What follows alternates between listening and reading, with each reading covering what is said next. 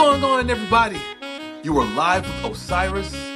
Welcome to the Author's Lounge. The world is filled with storytellers, and I, along with my guests, are here today in the Author's Lounge to help educate and inspire the young generation of writers and creators. Now, my guests are professionals in publishing, writers from a wide range of formats, and successful entertainers. They will provide beneficial advice on what to do and what not to do on your path to success. So, without further ado, I'll present to you our next guest. Let's go. It is with pleasure I get to say that connections really do matter, and having the opportunity to be approached by different people, whether it's in person or it's done virtually, is all done in a manner in which we can all just continuously expand our inner circle. And today I have a unique story about today's guest. But before I do that, let me just say, Dave Benson, I gotta shout you out, man. Thank you so much for connecting us. But there's an interesting story on how we were already connected before you connected us. But anyway, that's neither here nor there. So our guest today is a best-selling, award-winning author. This man has written like 2 million books. Now, I'm being facetious, but he has an extensive list of books that I'm sure he'll probably highlight a few of the ones that he's written. But he's written over, I think, 20, maybe 30 plus, maybe somewhere around there. But he's also a voice actor, and he's a parent. He's a guy who gets attacked by his children, much like we all do. A wonderful husband, an amazing father, and a new friend of mine who lives right down the street from me. So, ladies and gentlemen, I present to you Mr. Aaron Ryan. What is going on? How you doing, man? Good to see you. Yeah, you too. I think the story that you wanted to tell was that how we officially connected first was I spammed you. You can go ahead and say I spammed you.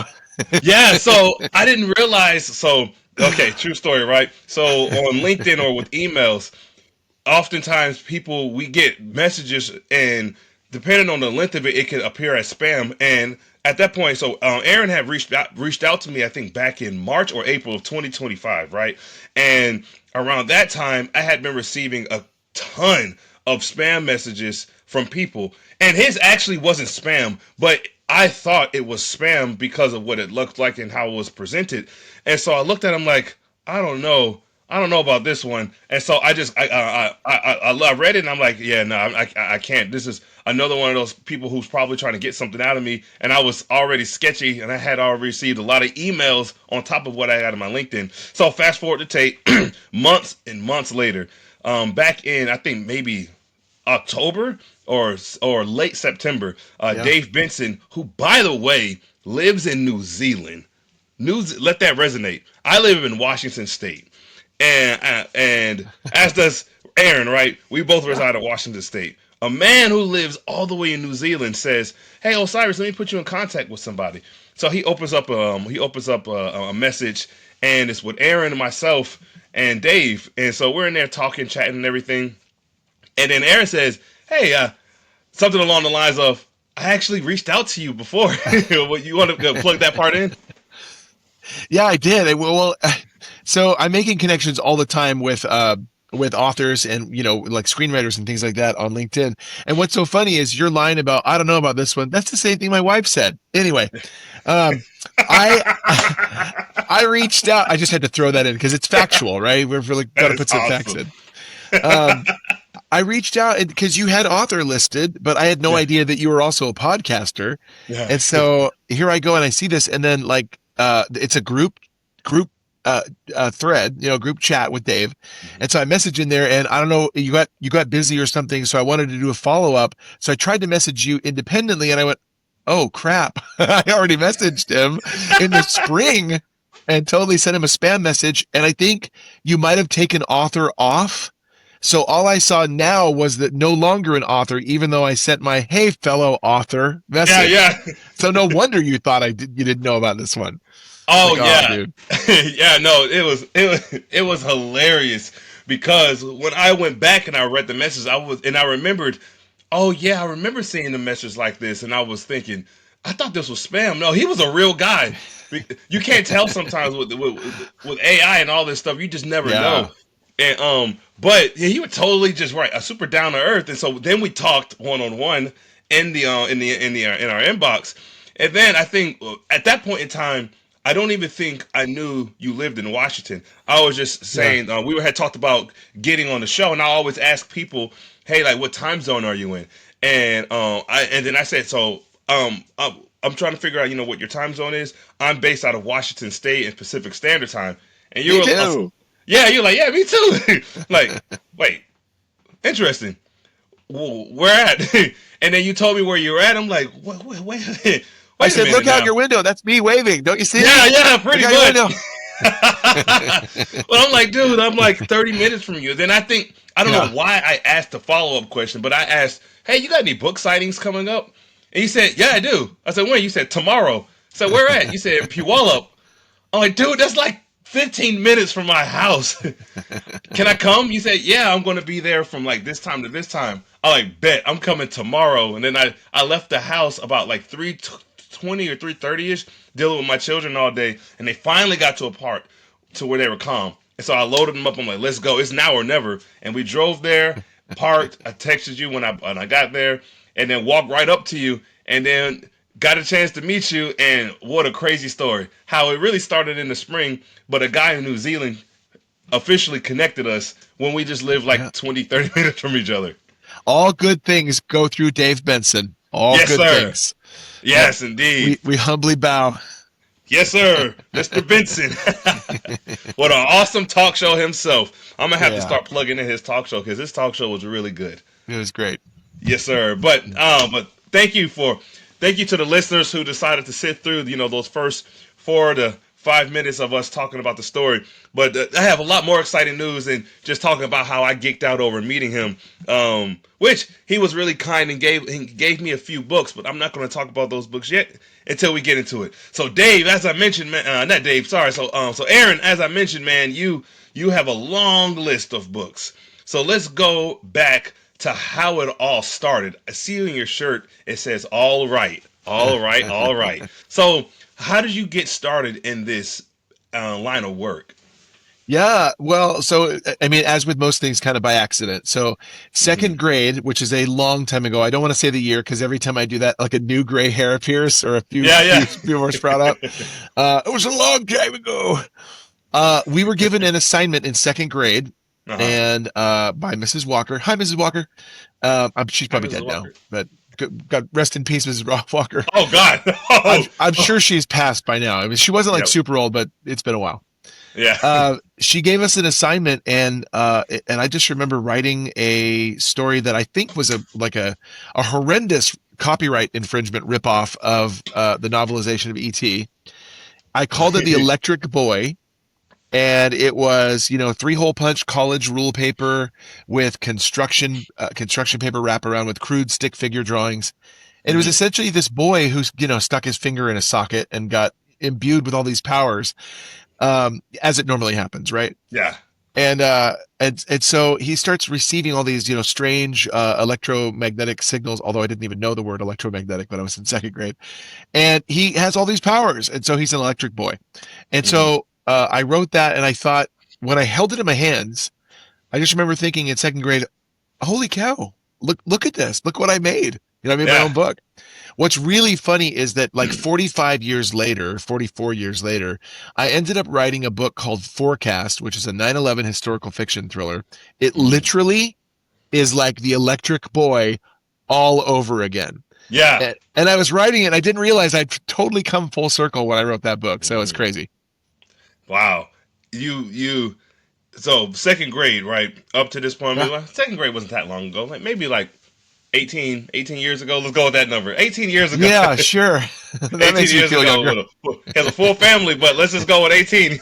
18 Yeah, sounds good. We can do that. for sure. No, man. So no, you're right. Yeah, a lot of things happen by accident, and I think it's ironic when you are aware of your ability to be a storyteller, how many different stories you want to tell. And some people get locked into a genre, but others want to branch out. And for you, after I saw your lineup of books and the variety, I mean, here I got this business card here that shows you, and make sure it doesn't have your address on here or anything real quick. I don't want people to spam your stuff. Okay, I'll just show this part, Yeah. the book. So I mean, I know I have audio only listeners, so you all aren't able to see what I'm talking about. But what I'm displaying on screen, it's just is Aaron's business card, but it has a few of his books. I say a few, even though it looks like how many? I'm not going to count 1, 2, 3, then 1, 2, 3, 4, 5, 6, 7, 8, 9, 10. So like 30, if my math is right. 30 books is, and these aren't even all of your books. Is that right? It's not. No, I'm working on 39 and 40 as we speak. Whew, man, this is a writing machine. Where do you generate so many ideas? Yeah, there's pinball machines and gumball machines where you put a quarter in and then it comes out a little piece of paper in a plastic bubble. Yeah, And I just roll with it. that's awesome. Or Chat GPT and fire a few prompts. No, Yeah. I will not use AI. AI has really like laid waste to my voiceover career and the voiceover industry as a whole. So Yeah, for I'm sure. staunchly opposed to AI. Although I have used it for idea generation, and the ideas that it spat out, I hated, and I finally said, this is dumb. Hmm. So I will never use it for forming a narrative, any part of the narrative of my books. But I don't think I'll ever use it for idea generation either, because it was just like, meh. Yeah. But I think I'm much more cinematically inspired than literarily inspired. Now, Hmm. I say that with a caveat. Yeah. Huge Lord of the Rings nerd right here. Yeah. So as you can tell, and this is not the One Ring. I just want to clarify. See, I'm still here, still here, Yep. Yep. still here. But I love Lord of the Rings. I love Aliens, the 1986 James Cameron Aliens movie, Mhm. and Independence Day, and I Am Legend. I Am Mhm. Legend is what we watched the night before I first put pen to paper for Dissonance Volume One Reality, and Mm. then that spawned 5 more books beyond that. Oh yeah. I get inspiration Yep. from yeah, I Hmm. get inspiration from usually watching something epic, and then going from there. But I just recently read, it's not the Ballad of Songbirds and Snakes, but it's the recent one, Sunrise on the Reaping by Suzanne Okay. Collins, Hunger Games. Hmm. Love the Hunger Games series, love the movies, but I had never written first person present tense. Right. I always wrote first person past tense Mm. until I read Sunrise on the Reaping. And I just fell in love with the style because not only is it personalized from the protagonist's view, it's Hmm. also it's in the moment, right? Right. So I love that. So anyway, I'm inspired by literary as well, just much Hmm. more cinematically inspired. Yeah. No, I hear you on that, man. Like, I think that where I can relate to you for sure, especially with some of the movies you mentioned, like I Am Legend. I freaking love that movie. Yeah, Um, is I think when it comes to films and the way that they portray their stories versus it being in a book. Granted, I've always heard the book is always better than the movie, or based off of how you read and how the person's imagination is will yeah, determine the movie. But there's something to be said about cinema and the stories that's portrayed and how it can help motivate you to write a story, regardless if you're writing a screenplay or a literary or something literary like a novel or a short story. I think that movies such as like Lord of the Rings, Harry Potter, Hunger Games, Divergent, these things that are based on books told in movie format, it is way different, man. And yeah, but the scale of it, when you write a book, right?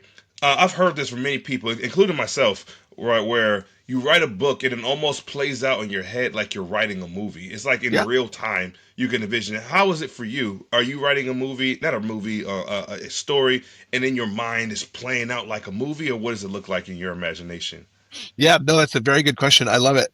So, and I can say that because I've had Dissonance Volume 1 Reality, the first in the series. I've had it adapted for the screen and it's actively being pitched to streaming networks right now. Yeah. We've got a fourth meeting coming up with a really big studio. I can't say who it is because of Yep. NDA right now. NDA. But the screenwriter who adapted it, he's a very talented screenwriter. He's won awards as a Hollywood fellow. He said it adapted really easily because it was very cinematically written. Yeah. And I think if you're inspired either cinematically to a fair degree or more cinematically than literarily, then the way that you write, the manner in which you write is going to be so visual and so compelling that Yeah. it does translate well to the screen. Hmm. And that's just the way that I write. I do want to insert the proper pauses and almost like stage directions Yeah. in the narrative, in the literary work that you're thumbing through, Hmm. so that it seems like you could actually see this in your head, and it seems like you could see it on the screen that much easier. Yeah. That's the way I write. I know it doesn't work for everyone. No, it doesn't. But I mean, it works perfectly fine for yourself.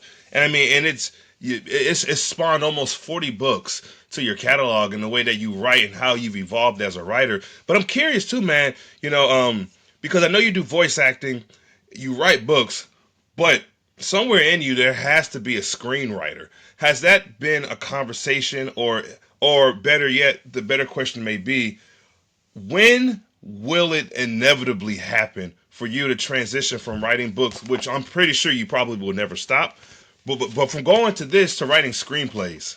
Yeah. Well, so I did not co-write the screenplay for Dissonance Volume 1 Reality, although when Alan and I, when he wrote it, we would meet weekly and he would share with me the updates that he had on the screenplay. And so he had made two big changes I didn't like. I was like, that's a betrayal of the character or whatever. And so he control Z'd those changes really fast, and I appreciated that. Or commands. I think he's on a Mac, so he command Z'd them. Command. Yeah. Um, but then I went ahead and I partnered with someone, and I got some help to write the screenplays. I've already written two screenplays, one for The End Alpha, and Okay. one for Forecast, the 9/11 historical fiction thriller. This one. Yeah, Yeah. and The End has won entrance into 4 film festivals so far and won 3 awards. Wow. So that's great. One is Best Family Film of 2025 screenplay, and the other one is Oh, Best wow. Advertisement. So Yeah, so that was just this year. Okay. just this year, but because they're in film festivals and because I've won awards, now I'm on IMDb, which is really Yeah. cool. I Yep. was just like, holy cow, I'm on IMDb. Slow down. It's crazy. Dude, I think you're off to something magical, man. That it's funny, right?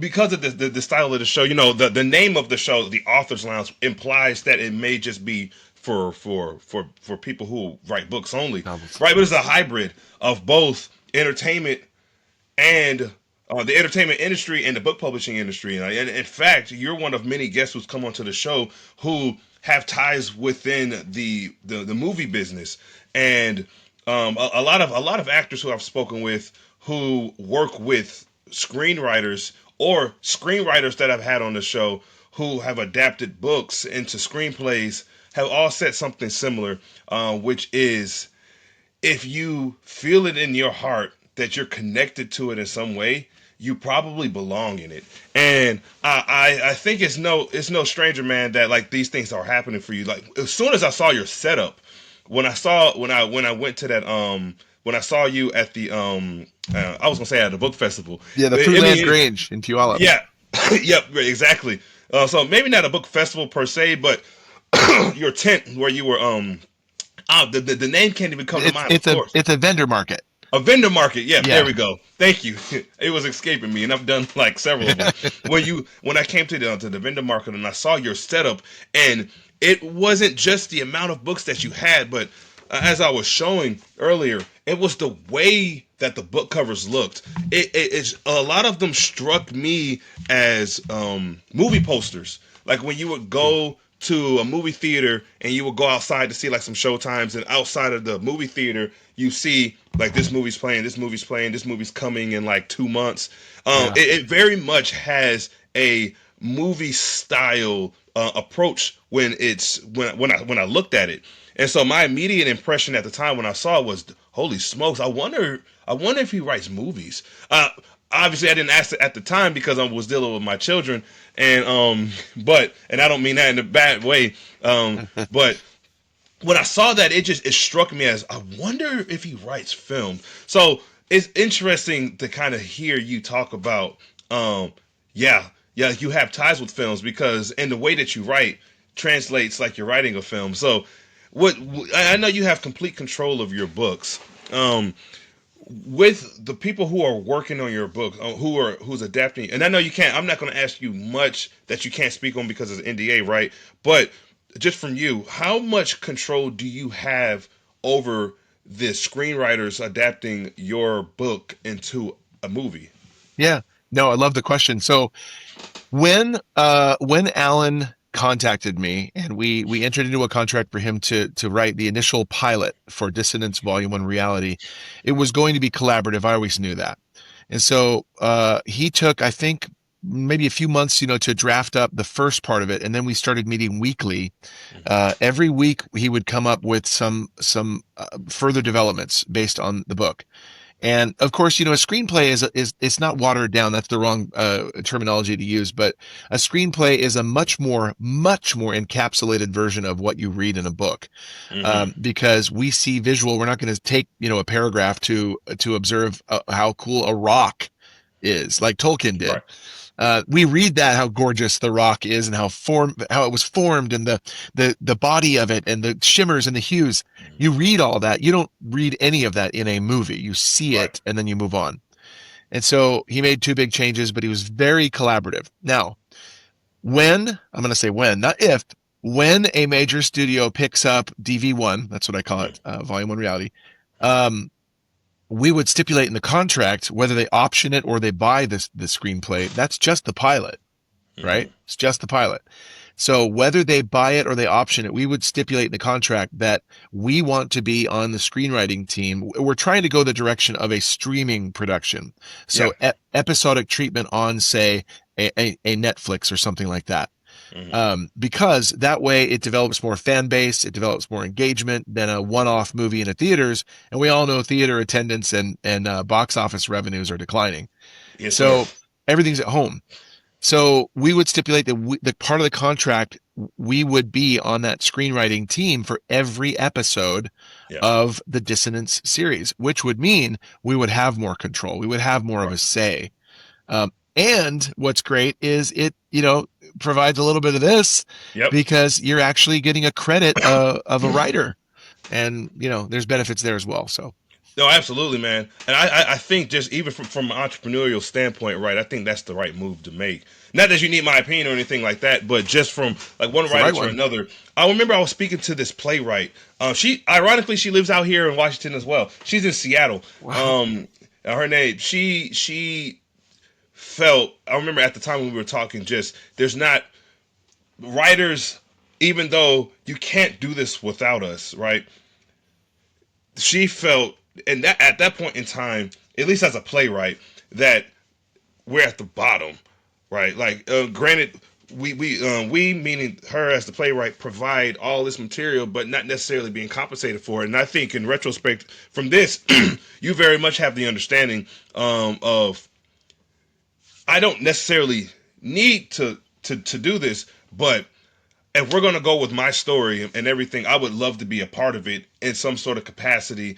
From this, you have a visual of how you want to present it, Yeah. and it's been doing phenomenal, man. Anytime anybody can write a series, I think it's because the book has just been performing well. Otherwise, why waste your own time making a series unless you're just doing it for fun? You know what I mean? Yeah, I do. There's also just a real compulsion factor, though, too. When a story wants to be told and it just takes on a life of its own, and you feel like you're done. I really felt like I wanted to write a trilogy. Okay. Yeah.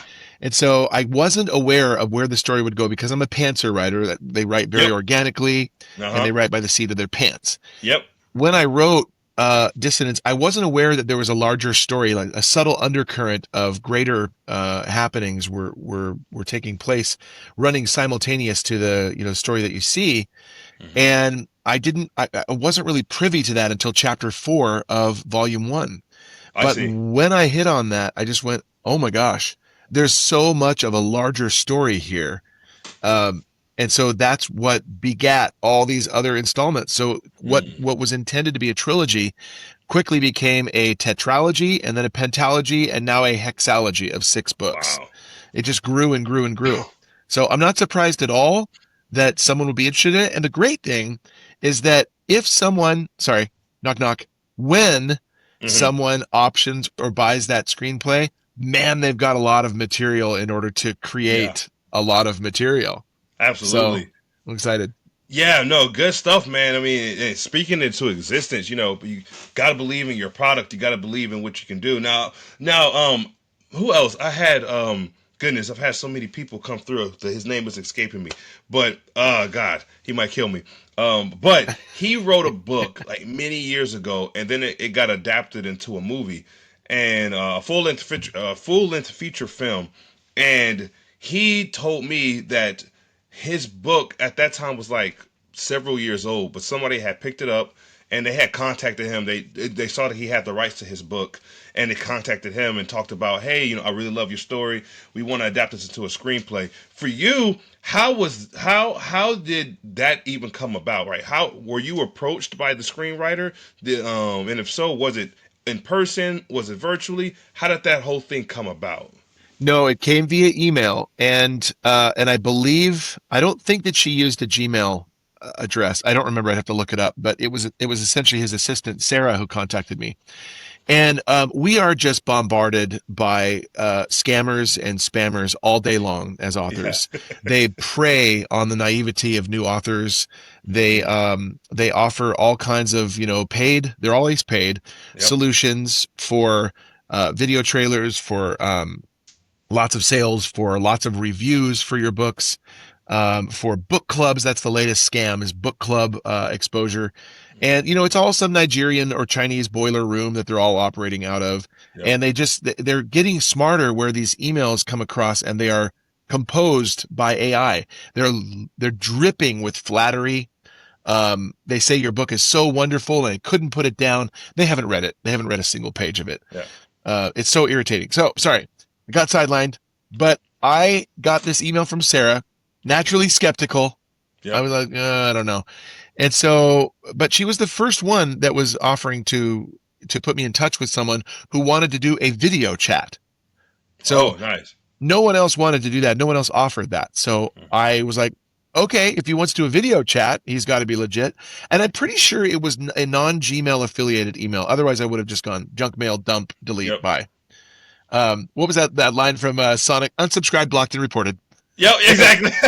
Um, I would have done that if it was Gmail.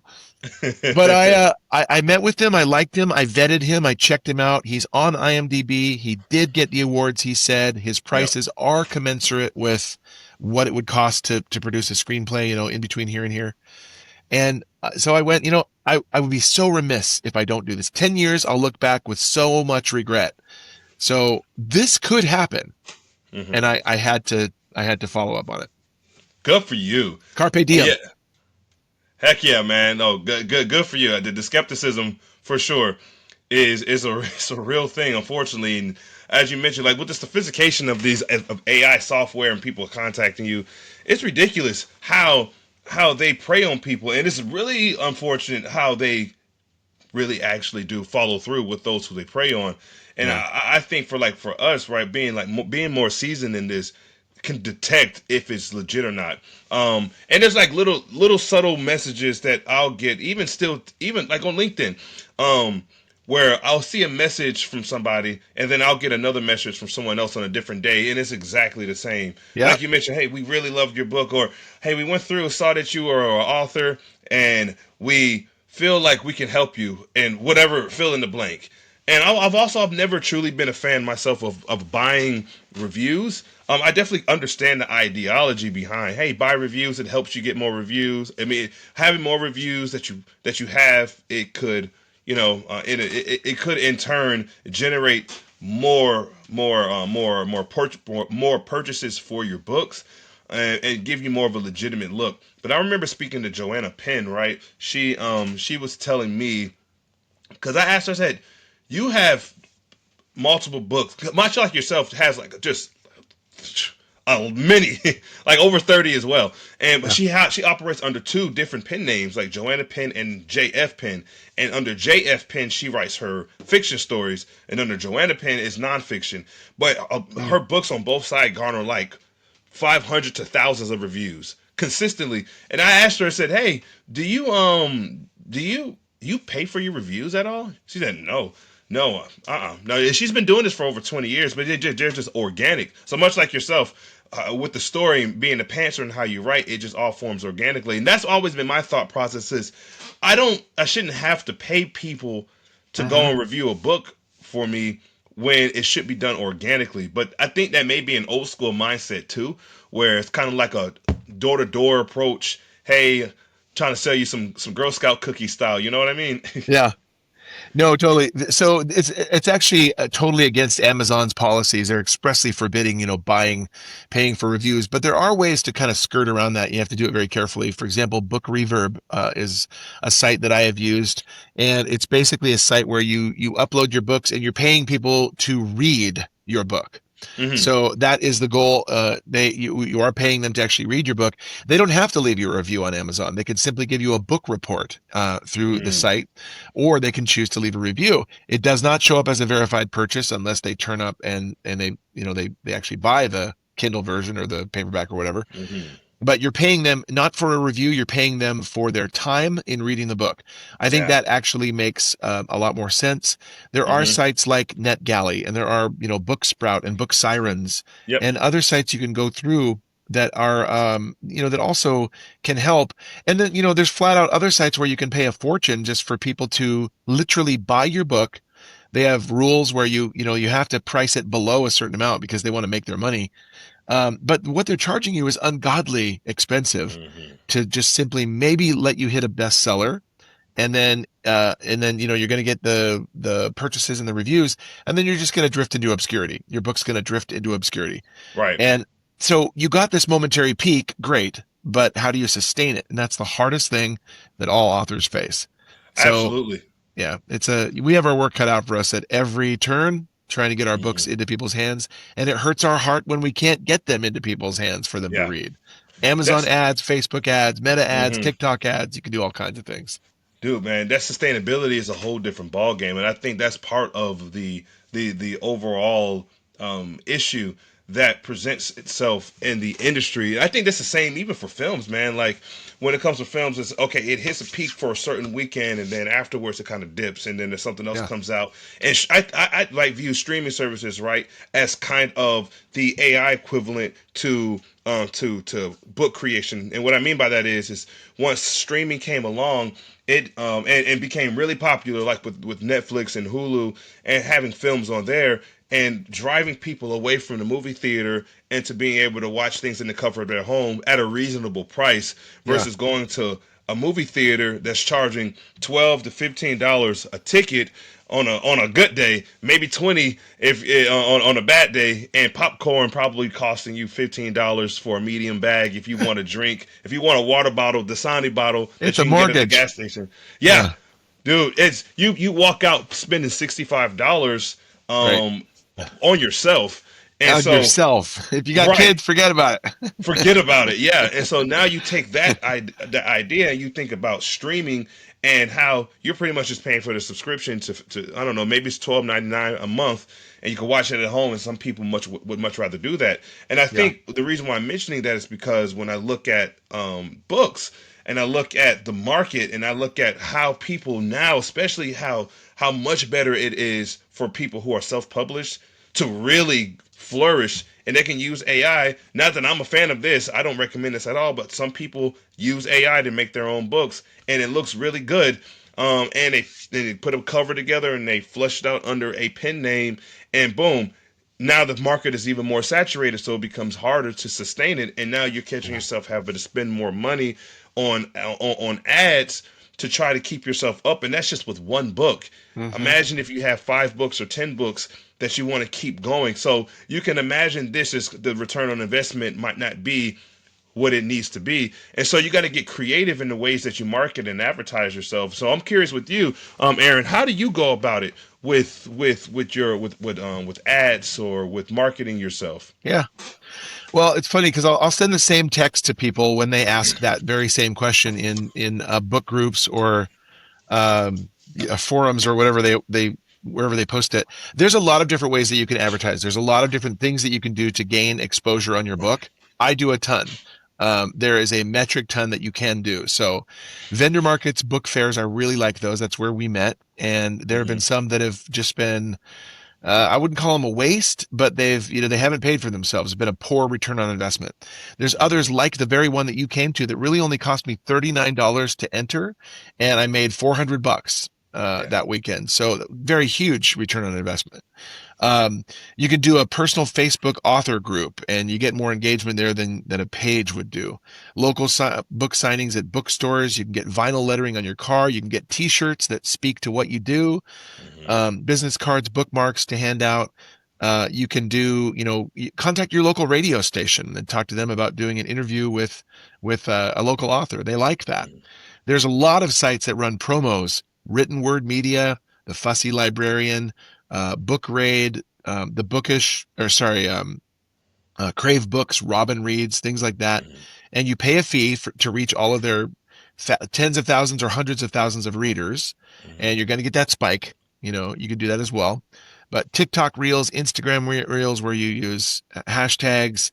I think where I differ from a lot of people, a lot of authors, is I really tend to treat my authoring like a business. That's the differentiator, because this is a hobby for a lot of people.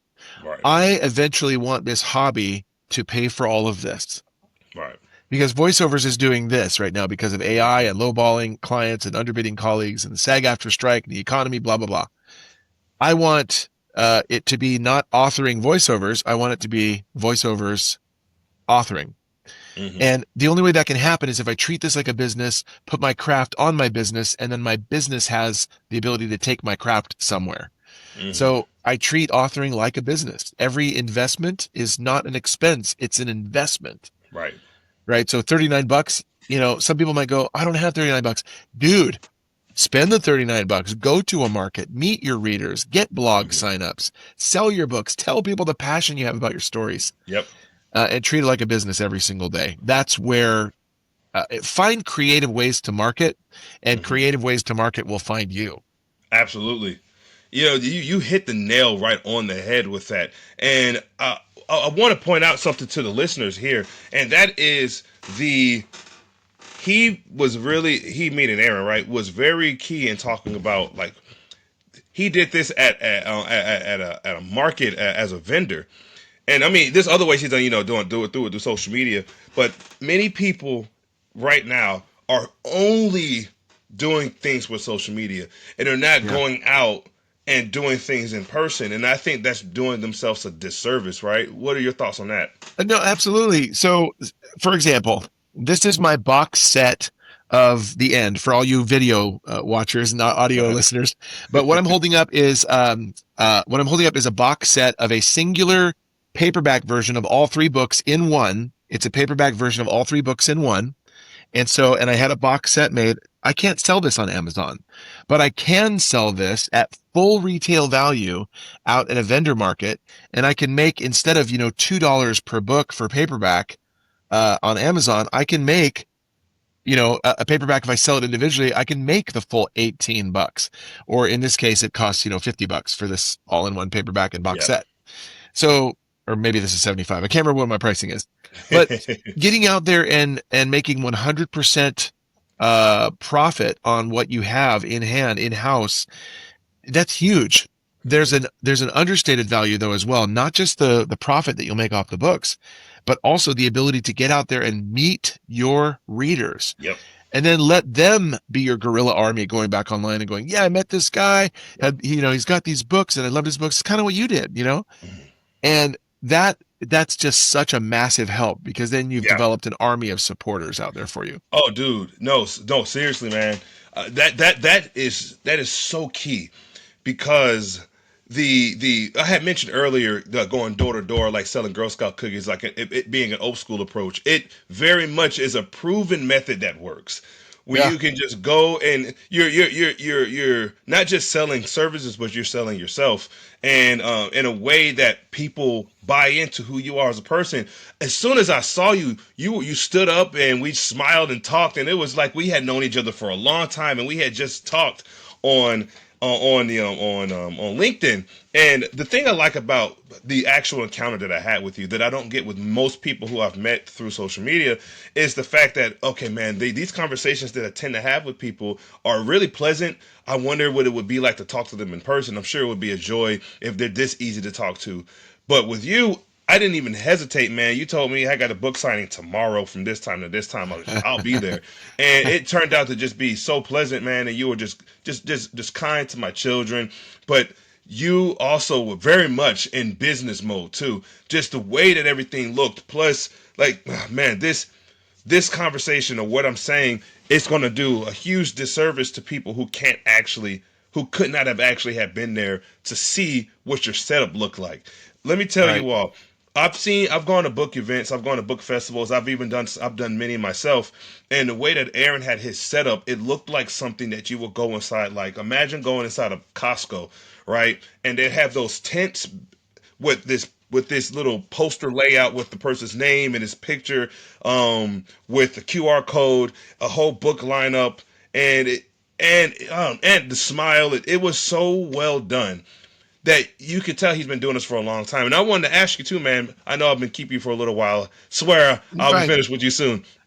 But I had to ask, man, when it comes to ownership of your books, through copyright, through legal copyrights, or even with getting ISBNs, people can spend thousands of dollars on purchasing ISBNs. For you, what does that look like for you? Do you go and legally copyright every one of your books, um, or with ISBNs, do you purchase your own ISBNs, or are you only going through like Kindle Direct Publishing, for example? What does that look like? No, I definitely go what's called wide. So Hmm. you could publish through Kindle, for example, and just subscribe to their Kindle Unlimited. And basically, what that means is you're publishing with the understanding that you are going exclusively through Amazon, so you can't publish anywhere else. You'll use their ISBN that they give you, maybe, or you can go through Bowker or myidentifier.com and buy your own ISBN, and then you can publish wide and put that wherever you want. Kindle, if you are in that exclusivity program with them, it's 90 days. So you got to ride that out, and you're charged if you run ads on your books. You're charged even if someone just reads your book. I hate that. I want to be charged for an ad if they actually buy my book, Right. not if they read my book. But you're tied into this exclusivity program. I don't like that because it was never lucrative for me. I did try it. It was never lucrative. Yes, I like that they've read a little bit of my book, but I want people to buy the book. Right. And then they have something that they can read, later and whatever. I do get my ISBNs. I buy them directly through myidentifier.com, which is Bowker. And then I can use the ebook ISBN, the paperback, or the hardcover ISBN. Use that anywhere I want to, through Ingram Spark, through Barnes and Noble Press, through Draft 2 Digital, places like that. Hmm. I do register. I do go the extra step of registering my books with the Library of Congress for a Yeah. copyright number. Informally, you get, according to the Berne Convention, if you publish your book, uh, the minute it's published, you get a copyright. It's an informal copyright. Hmm. You can even go the step further and do like the poor man's copyright, where you put it in an envelope, mail it to yourself with certified mail, and then you never open it. And that's kind of a poor man's copyright. But it's $60 or $65, whatever, to register it through the Library of Congress. The problem is that right now with the government shutdown, I'm waiting patiently to get my copyright numbers for books that are out there. And I want to put that copyright number where I have it in the book. Right now, all the books say, copyright number forthcoming. There's like 6 books, or that was 4. There's 6 books in the queue. There it is. And I'm like, it's a little thing right now. There's people not getting food. So my little issue doesn't matter. It's minutia. But it would be nice to get that resolved. But I do want that extra step, that extra security, because I've received email threats. I've received email death threats from people telling me to stop publishing books, to stop marketing them, or they're going to come hurt me and my family. It's crazy. It's So ridiculous. I do go the extra step to, and they threaten me that they're going to put it on the dark web, whatever. If my book gets plagiarized, if it hasn't already, I want the extra protection of being able to sue them in court. I can Yep. only have legs to stand on if I've registered it for a copyright number. Absolutely. No, that part is the quintessential piece in protecting some people who do it. If people only do this as a hobby, and I don't mean as a hobby like as a bad thing, but they just, hey, I just want to write a book, just for some fun. Yeah. Cool. Then don't worry about it. But like in your case, especially because you're likely going to have many of your books transcribed into screenplays, into movies. Yeah, I think it's absolutely necessary, man. Yeah. Yeah, for sure. So, last question I got for you, then I'll let you roll out of here, my friend. So how can people find you? Like, what, on the internet? Yeah. On the internet. Not right now. Well, there's people right outside the window right now. I don't know if you did Right. that, but hi. Thanks. Hi. Thanks, Osiris. Appreciate it. Be with you in a You're moment. welcome. It's a long queue. It's stretching way down the road. Yeah, a long line of people want to meet you, man. Yeah. It's usually my kids. They're outside the door, and I'm like, buddy, I'm working. Anyway. Yeah. So yeah, you can go to authoraaronryan.com, and that has all of the links to the other sites. I've got the talismancometh.com, which is a website for my talisman series. Thisisnottheend.com for the end series. aliensaga.com for dissonance. I have these extraneous websites, but authoraaronryan.com, and at the bottom there's all the social links, so you can find me there. I also really like to tell people about authoraaronryangroup.com, because if you go there, it'll take you to a private and exclusive Facebook group where you're not going to get spammed, you're not going to get bombarded with any scammers or anything. You'll find out news on the screenplays, you'll find out discount codes, giveaways, upcoming appearances, things like that, interviews. Yeah. And it's just kind of my little group, and I have a lot of engagement in there.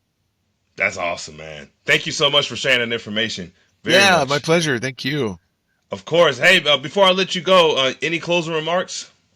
I would tell every author out there, or every creative actually out there, adopt a mantra for yourself. And my mantra comes out of a movie I like to pretend does not exist, Star Wars 1, The Phantom Menace. I like to pretend that movie never happened. But Yeah. in that movie, Qui-Gon Jinn said to a young Anakin Skywalker, he said, "Your focus determines your reality." I love that phrase. I love it so much. I had it put on a little plaque here, a little marble plaque. Yeah. I love this phrase because your focus determines your reality is so true. As a voiceover artist, I was committed to having it be so lucrative that it would pay our mortgage. Check. Okay. I'm the voice of United Healthcare, for example, right now. I've done a lot of commercials for them and a score of other companies, several scores of other companies. But that didn't happen just overnight. It was my focus, and that turned it into reality. It's my focus to have authoring and writing books pay our mortgage someday. That will eventually become my reality. Your focus determines your reality. That's a perfect way to end it, man. And I definitely would have liked to have gotten more into your voice acting, but I definitely was loving what to hearing about your journey as a writer, man. So maybe have you back on again in the future to talk about the voice acting component. Yeah, sure. And I've got voiceover colleagues too. I could easily refer you to if you want to talk to some of them. Yeah, no, for sure. I definitely, if you have other people who you would like to recommend, that's actually, before I let you go, that's actually how this has continuously grown, is because I decided, and I was approached by different people online that, hey, join this podcast group or join this group of people or X, Y, and Z, pay for this fee, and we'll do like matchmaker podcast style. And I was against the idea, not because I thought it was bad. It's just, for me, I really think on an old school mindset, man, of, word of mouth really happens. And so from my first episode all the way to this point, it has grown because people have say, hey, you're a really good guy, Osiris. Let's recommend this person. Or I'm just asking, like, hey, would you like to come on? We have conversations, build relationships, and then from there, come on board. Let's see what happens. And it's just, everything has felt organic in the growth of this thing, and I didn't have to spend a cent on. I mean, I pay for the studio and and where I post the where I am, and like for the audio portion of it, I do spend money, but I think my big return on investment comes in not in financial return right now. I believe we're in the building phase now still, and I think like a Joe Rogan down the road, it'll eventually come back and there'll be some sort of a financial reward. But right now, my heart is in just gathering people who are professionals, who are established, and even getting some people who've never done it before to give them an opportunity to kind of showcase their talents, but to just continuously grow together and provide the world with something pure and something helpful and something that can help them be better creatives and to change the world, man. Yeah, absolutely. Glad to be part of it. Yes, sir. Thank you. Hey, man, thank you all so much for taking the time out of your day to tune into today's episode. You're live with Osiris and my man, Aaron Ryan. That's all we got for you. You all take care. Catch you later.